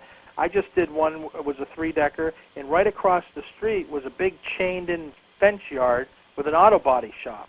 So I click pictures all day off of that because, to me, that brings down the value of the home because nobody wants to look out their front window at a big auto body place that's working 9 to 5. Okay, here's the thing to refute the BPO. You want to get your own comparable. You want to get at least 2 different BPOs from real estate offices, competing real estate offices if that's possible. Because if you go in there with just one comp from one real estate agent, the banks already and the mortgage companies already figure that everybody knows a real estate agent. Okay, it might be your cousin, it might be your aunt or something, so they did you a favor. But if you got Century 21 and Coldwell Banker coming in, and they're giving their opinion, and they're all in the same ballpark, and it's far below what the bank has for a BPO, 2 heads are better than one. They'll say, well, we got our BPO. Well, I've got my 2 BPOs or my 2 comparables, and they outweigh yours. So at that point, the bank or the mortgage company may sit back in their chair and either roll over and give you your price, or they may reorder another BPO or another appraisal. So it behooves you to have those ready to go. We had said earlier, a lending commitment letter, the hardship letter, a financial statement, okay? Now this is what I'm talking about, generic forms. A lot of these boot camps and stuff that people go to, that's always that financial statement you find in the back of the manual. Well, one of my degrees is in minors is in accounting. And I like to crunch numbers for fun. And even to a certain degree now, I work with clients to negotiate, liens and levies with the IRS and so forth. And one of the things that if you ever got involved with the IRS or in trouble and you try to work out an agreement with them, they always ask you to fill out what's called IRS Form 433A. And that's the Internal Revenue Service's financial statement. Okay? So you can find that at irs.gov. That's irs.gov. You go to tax professionals, you type in Form 433A. It's a financial statement. I use that. I send that into the bank. Do I tell the bank, well, the homeowner is in deep doo-doo with the IRS? No. But it gives that psychological impression that where there's smoke, there's fire. They look at that and say, oh, look at this. It's on an IRS form. Don't tell me they're having IRS problems, too. If the bank or the mortgage company comes out and says to you, are they having any problems with the IRS? I mean, you don't lie. You say no, and they'll ask, well, why are you using IRS Form 433A? Well, I figured if it's good enough for Uncle Sam, it's good enough for me, and it's usually a leader in the industry, so I thought I would use this rather than using some generic form for you. I thought it was more detailed. You see where you would build a lot more credibility with the banks? Next one is the HUD-1. And that's the net sheet. That's the bottom line. What do they expect to get out of this deal if they say yay to you? Sworn affidavits. Well, what happens if they look at the cost of repairs and they say, there's no way that that dwelling needs that much work, meaning the bank is saying that to you? Well, how I refute that, remember you have to document and substantiate everything. How I refute that is I get some contractors to come out, and I have their bids on paper, and then what I do is I bring them down to my local bank and just have them sign a paper saying that, yes, this is how much it's going to cost. And I have it notarized, and I send it into the bank of the mortgage company. I said, here's some sworn affidavits for you from different contractors saying, yes, indeed, the furnace is failing, the heating system, the air conditioning system is failing, they need a new roof. I'm not blowing smoke here. I'm presenting you with the true facts here. Okay? Sending info. You want to fax it to the lender is one package we had said multiple times. Remember, fatigue is good. You want to send it at least 3 or 4 times. And then follow it up with a phone call to make sure that they received it. Because you want them to have the mindset that when you call in, that guess what, you're a long-lost friend. You're on the first-name basis with them. You're starting to talk about the kids and what you're going to be buying the kids for Christmas and this, that, and the other thing. And you want them to have the impression that, you know, again, this person's on top of their game. And by you faxing all this stuff over and over again to them, they're going to say to their higher-ups, will you please just give that property to them? We're losing our shirt-on toner here in the fax machine. Okay? Now, if they question you and say, why are you sending things 5 and 6 times? Well, that's when you say, well, I just wanted to make sure you got it. I mean, in my fax machine, a lot of times I'll get an error message, and I don't know half the time if they got it. So I'll just tell them, I said, I didn't know if you got it, so I want to make sure that, you know, again, that I faxed it multiple times so you could get it. Next is you send it through the mail. United States Postal Service with delivery confirmation. And send it priority mail. It costs you about like $4. Delivery confirmation, maybe another 50 cents. Reason for that is if they say, well, we never received anything by fax, you can say, well, I got a delivery confirmation that you received my package on such and such at such and such day, at such and such time, by such and such person. How are they going to get out of that? Okay, I cover all my bases. And then you follow up with a phone call every time you do something. Okay? You give them your fax, your cell, your beeper, your home phone, every way to get a hold of you. Because a lot of times if they do try to contact you, they'll try to contact you once, and if they can't get through to you and you get the message and you try to call them back, you'll be on hold for 3 hours sometimes. So you want to make sure that you're accessible to them, especially if they haven't done a BPO or an appraisal.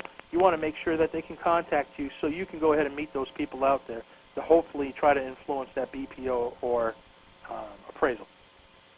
That being said, they're either going to say yes or they're going to say no. And you're going to say, well, I didn't have to come on this call tonight to figure that out, Jim. But, yeah, that's the 2 things they're going to say. They're either going to say, yes, we're going to accept your offer, or no. Okay, well, what happens if they say no and it's just dead air on the other side of the phone? Well, you have to nudge them a little bit and say, well, is there a counteroffer? Because if you don't ask for a counteroffer, a lot of times they won't give you a counteroffer. They'll just say no.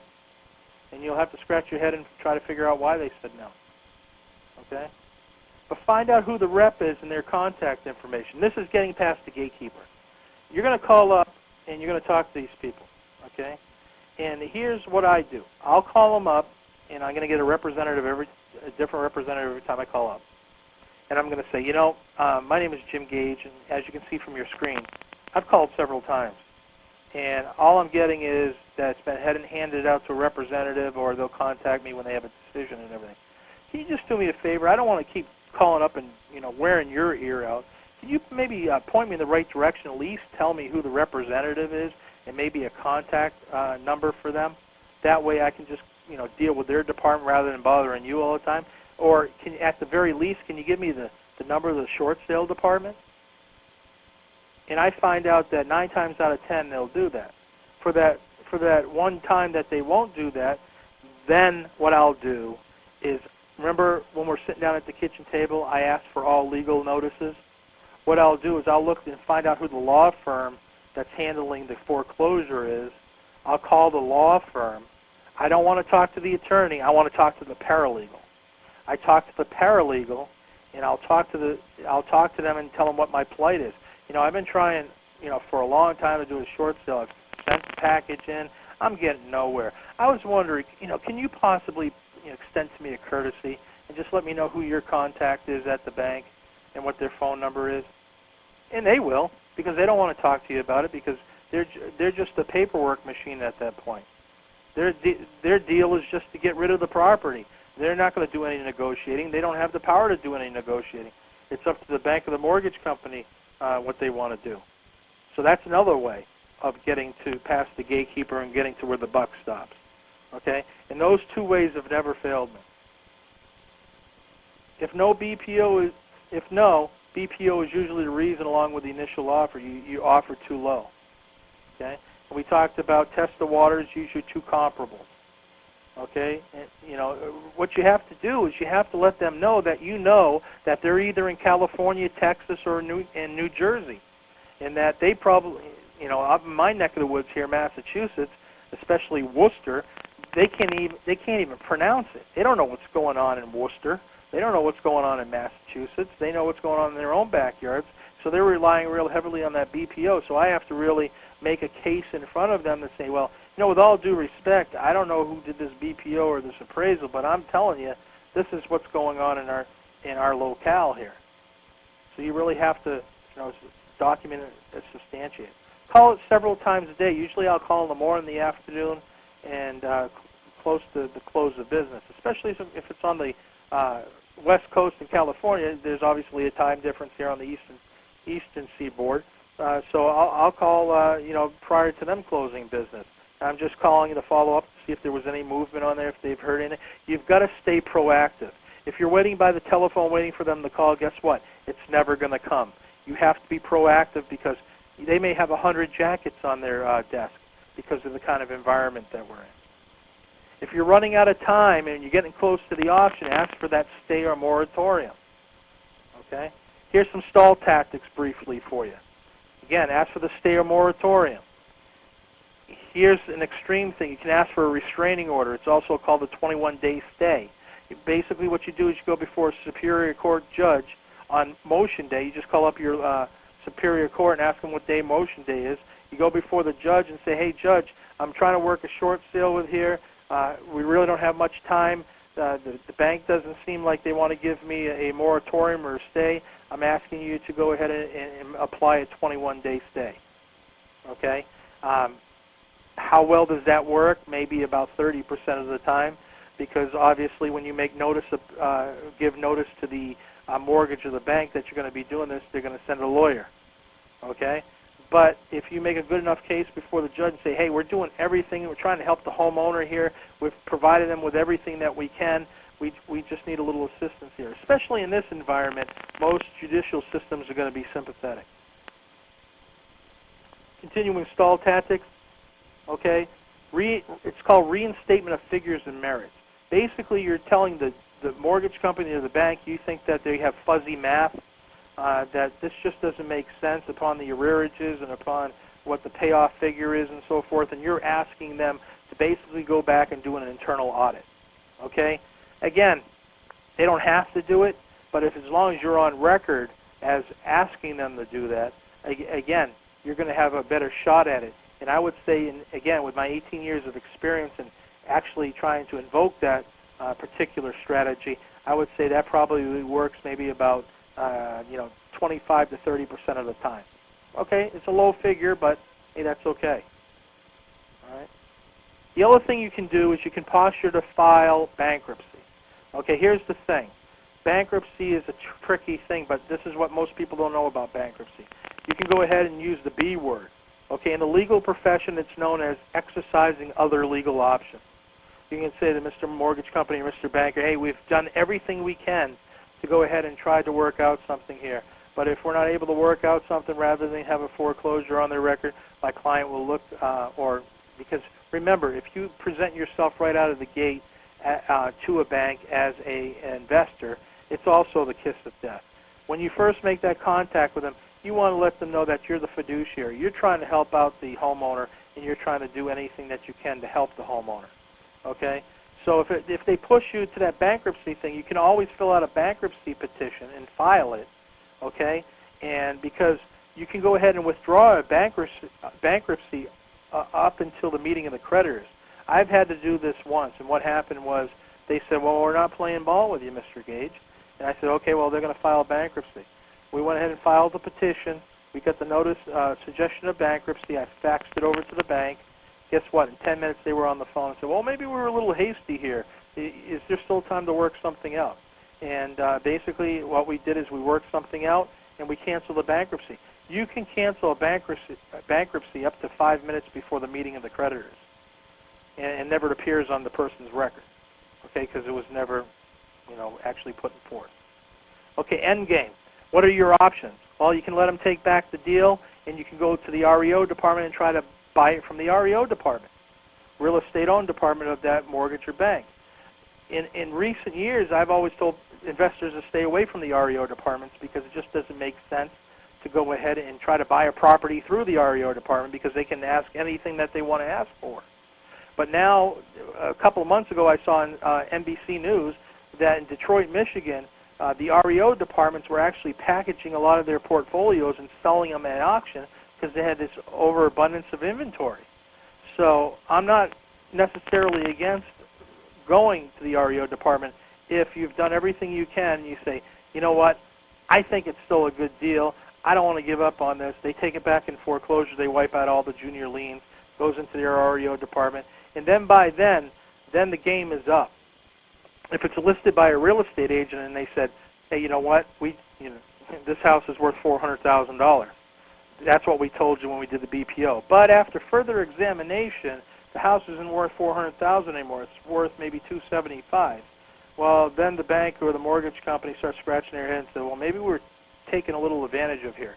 So, then they're probably going to look hard and deep at any other offer you got.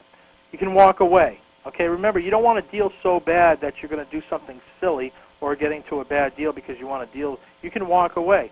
Never get emotionally attached. And the other thing is you can make a counteroffer. Okay, always be willing to make a counteroffer as long as it falls within your trading plan or your investing plan, I should say. Well, here's my formula. We're going to wrap it up with a formula tonight. This is what I use when I'm either making my initial or my counter.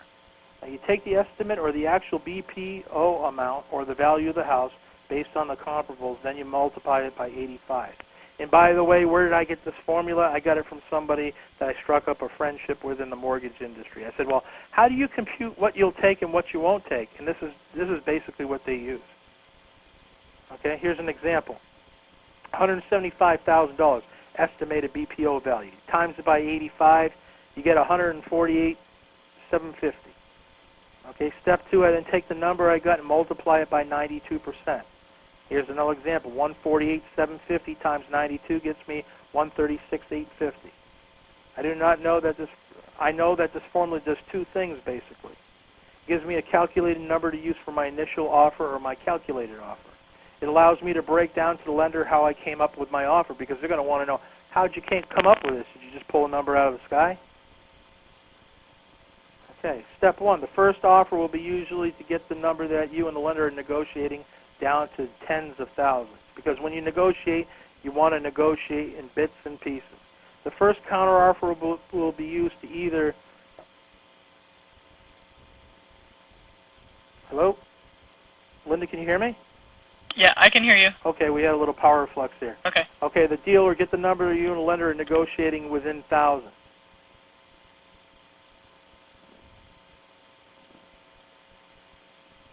Okay, step 3, the second counteroffer will be used to either close the deal or get the number that you and the lender are negotiating with hundreds. Usually at this point, the lender is more flexible and the loss is obviously not as great. So you want to, it's easier to get somebody to eat tiny pieces of steak than to try to drive a big piece of steak down their throat.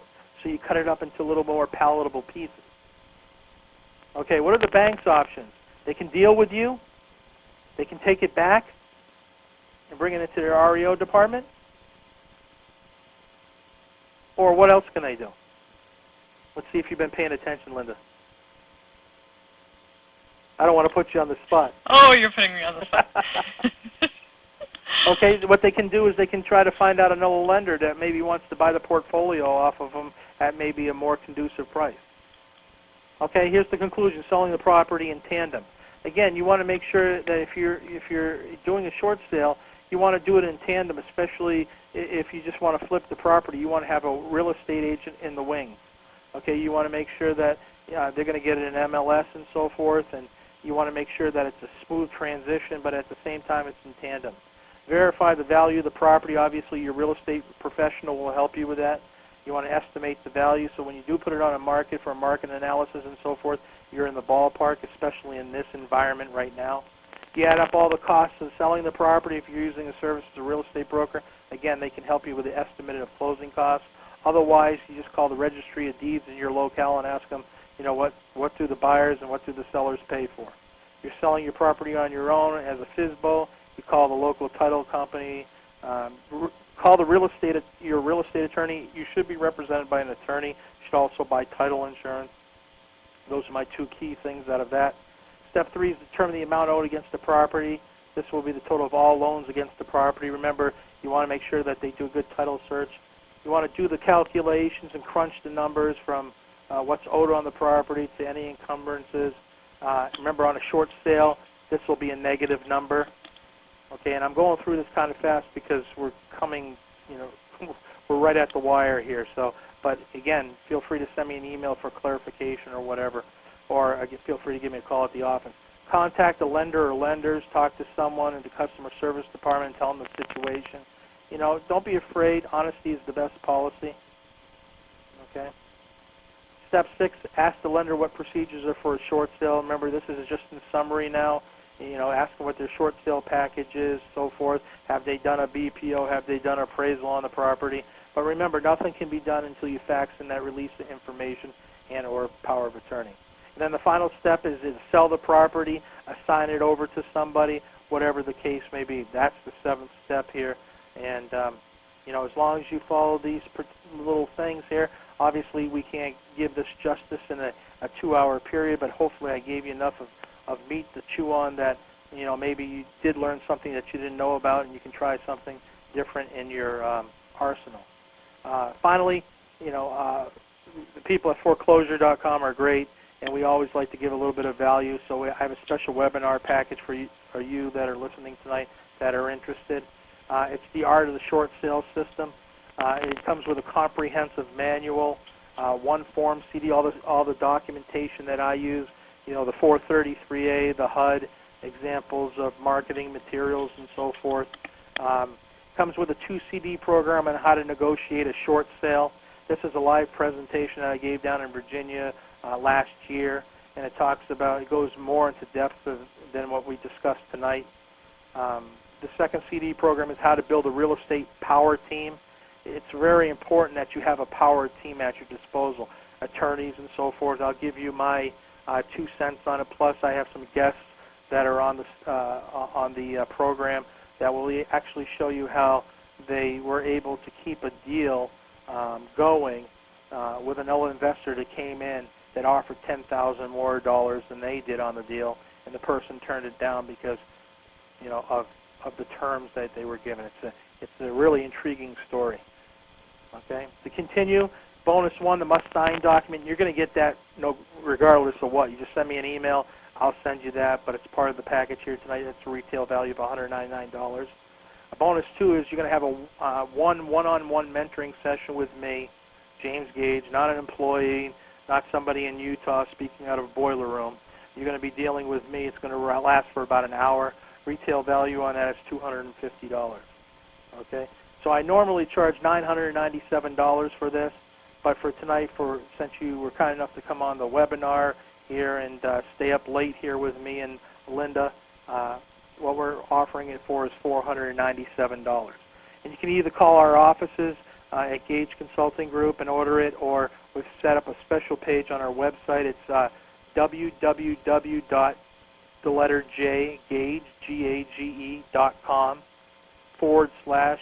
capital letter FORECLOSURE, foreclosure.htm. And if you want to call in the office and order it, it's area code 508-595-9567. And if you want to send me an email for that must-sign document, It's just coach@jgage.com. Again, that's coach@jgage.com. And with that, I'd like to turn it back over to Linda. I want to, again, thank you for taking time out of your busy schedules to spend some time, and I'm hoping that you were willing and able to pull a lot out of this tonight. All right, Jim, thank you so much. There's so much meat here for us to all chew on, and I hope that you all got a lot out of what Jim had to share with us tonight. Thank you for hanging in with us, especially those of you that are on the East Coast, because I know that it's late. So thank you for that. Now I just want to go ahead and just kind of do a real, very, very brief wrap-up here. Also, I'm doing that. Any questions that you have that we didn't get answered tonight because of how late we are, go ahead and you can either email those to Jim directly, or if you want to send them to us, please do so. I can be reached at lyates@foreclosure.com. Again, that's lyates@foreclosure.com. So as we wrap up here tonight, want to thank you very much for coming, and trying to get my screen to work here. Okay, good. Want to thank you very much for coming, and just remind you that we have some other training opportunities coming down the path at us. We have our Exchange Conference where Jim will be presenting live. You'll have some time to network with him for a couple of days and speak with him during the breaks and really network with him. That will be at the end of September in Fort Lauderdale, Florida, September 28th and 29th. And yes, if you come to that conference, you'll have an opportunity to be put in a raffle to win a free house. So we look forward to seeing you there in Fort Lauderdale. And you can go to our website, foreclosure.com, under conferences, and you'll see information on that conference and other things that are going on at that conference to get more detail about that. So please take a peek at that. And lastly, Jim, I just want to thank you very much for being our panelist tonight. Thank you all for attending. And as Jim is wishing you all to your success, thank you again from Jim and from us at foreclosure.com. Have a wonderful evening and have a wonderful almost weekend. Have a great night. Night all. Good night.